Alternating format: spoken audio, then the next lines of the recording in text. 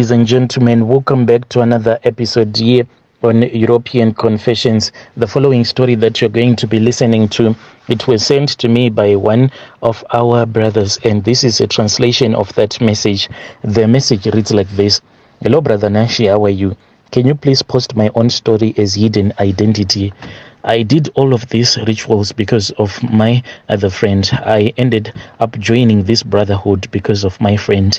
I had this long-time friend of mine who was based here in South Africa when I was still back home in Zim. So this friend of mine, when I told him that, my friend, I am suffering here in Zim, can you try to make a plan for me so that I can be with you there in South Africa, because I see that you have a lot of success. This friend of mine, he had connections with several mines, so he would get these contracts, and for those contracts he would look for small trucking companies and he would give them lower rates. That is how he was making all of that money. He was working as a broker, a truckload broker. So he sent me some money and he said, you can come here because I need someone who can do the runarounds, the errands for me when I am too busy looking for brand new contracts. I came here to South Africa, but maybe God did not want me to become a ritualist, because at first I was arrested and I was deported back home. But I came back, Brother Nashi, and I started working for another man, and the salary that I was earning, it was just too little. At that time, I had forgotten about the opportunity that my friend had tried to give me. I was satisfied with that small salary. One day when I was on Facebook, then I saw a friend request from my friend, and when I looked at his profile picture, I saw that he was standing close to this other brand new G-Wagon, black in color. I said, this guy, he has made too much money. I need to be around him so that I also can become rich. I spoke with him and he said, come to this province where I am. He sent me some money and I got onto the bus. I traveled all night long until we had reached the province where he was staying. When I arrived at his house, oh, what a beautiful house he was staying in. But what bothered me is that the way that he was sleeping with these young university students, it was just terrible. You could see that he didn't care about these young women that he was sleeping with. Later on, when he confessed to me, that was when it all made sense. He said that for him to keep making money, he has to sleep with different young women. We arrived at his home. I was shocked, Brother Nashi, because his house was really big, and as someone that I had known before, his character has changed. He used to be someone who believed in true love, but now here he was dating a lot of women. Most of them, they were young university students. So what bothered me was that he would bring one woman to his house, then tomorrow he would be with another one. So I felt so sorry for all of these young women. With time, when he confessed everything that was going on, that was when I understood that him sleeping with all of these young women, it was for his own survival, because he had actually made a deal with the devil. For him to survive, he has to sleep with a lot of women. He told me that, you know what happens to me when I am with a woman?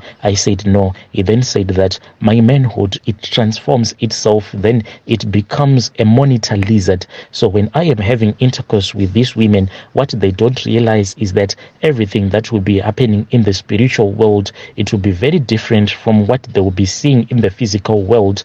In the spiritual world, this monitor lizard, it will enter into that woman's private part, then it will enter into her womb. Then it will lay some seeds of destruction. It will lay some eggs in her womb.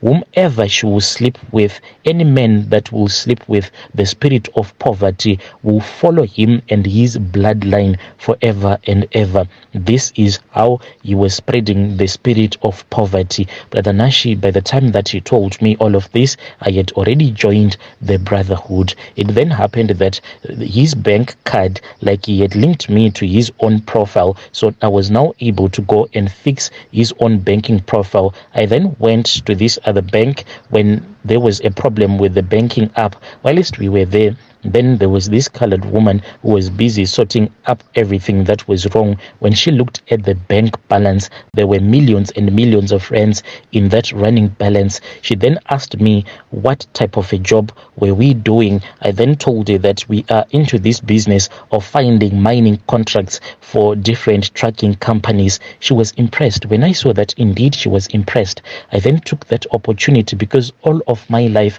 all that I wanted to become is to get married to a beautiful colored woman. I had totally forgotten about my wife, the one that I had left back home in Zim, because when I got married to her, I was poor. She was not my choice. Now, as I was looking at this beautiful colored woman, here she was, a goddess, my choice. This woman was my choice. I had to be rich. I had to have money so that I can be with this woman that was my choice, the one who had been chosen, the one who had been chosen, the one that my heart had chosen. I then asked her out and she agreed, because she thought that I was also a millionaire. On that same night, Brother Nashi, when we went out to have a nice time, when I came back home, that was when my friend started telling me everything about the brotherhood. But this took a couple of days when he was opening up to me, telling me the relatives of his that he had sacrificed so that he can be accepted into the brotherhood.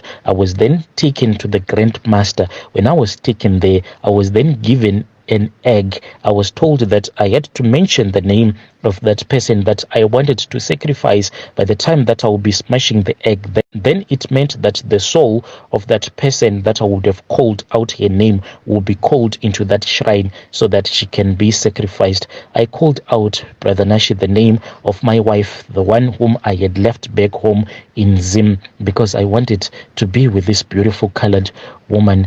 And after I had called out her name, immediately on the day when she died, she was going to buy some vegetables, because she was now selling green vegetables on the street, because I had totally abandoned her, since she was never my choice in the first place. So whilst she was going to the market to buy some vegetables, that was when she was hit by a car, and when she was taken to the hospital, they could not save her because her pelvic bones had broken. And the moment that she died, I then found myself in that same ward where she was, and I was surrounded by these 9 demons that I go around with. These 9 demons, they are the ones that assist me in anything that I want to do.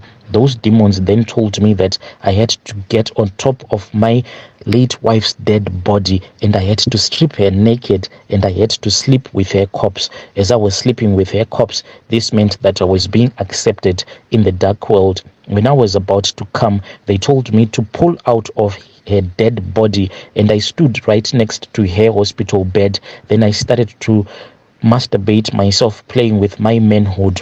And when my seed fell to the ground, then they told me that it was done. And I found myself again back in South Africa. Brother Nashi, that is how I started making money. I got married to my beautiful wife, and we have 2 kids. So as for my wife, I never wanted her to know that I am a ritualist. So we bought a house there in Kimberley that is very close to her relatives. Then we bought another property here in Joburg. That is where I stay most of the times, here in Sandton. So there was this relative of hers, a cousin sister, who was really bright. So I started assisting her when she was doing her grade 11, grade 12. When she passed, that was when we said she needs to come to Joburg so that she can study. And it was never my intention for her to be sacrificed, because she caught me doing the rituals. There was this other day when I returned back home, and as far as I knew, she was not at home.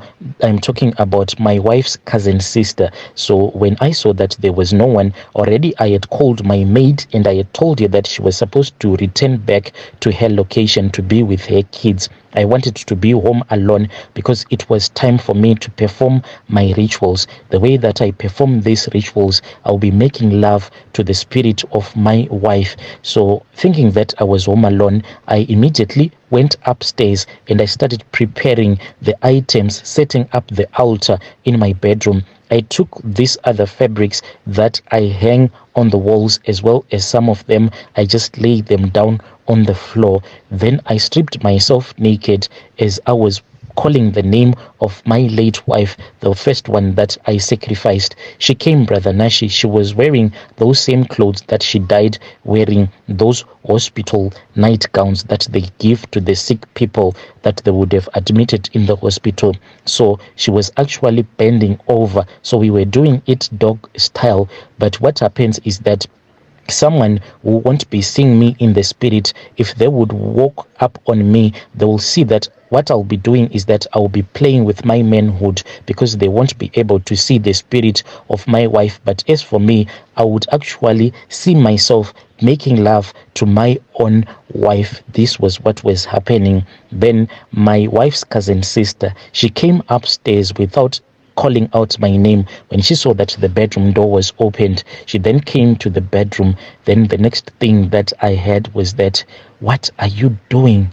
What are you doing?" When I turned around, there was just this other calabash which I usually place right close to where my manhood will be at, so that when I produce, the sperms will fall into that calabash. When I saw that she had seen these rituals that I had done, I tried to explain that I was just playing with myself, but she saw that everything that was doing, it was a blood money making rituals. She ran downstairs. Then I heard her screaming. Then I saw that the same grandmaster who made me to join this brotherhood appeared into my bedroom, and she told me that, as for this one, I am not going to allow her to leave. I cried and I said, why? She is a smart girl. Please forgive her on my behalf. If you have to punish me, punish me. But then the grandmaster said that no mercy is going to be shown to her. Otherwise, something bad is going to happen if I let her to live. That is how she died.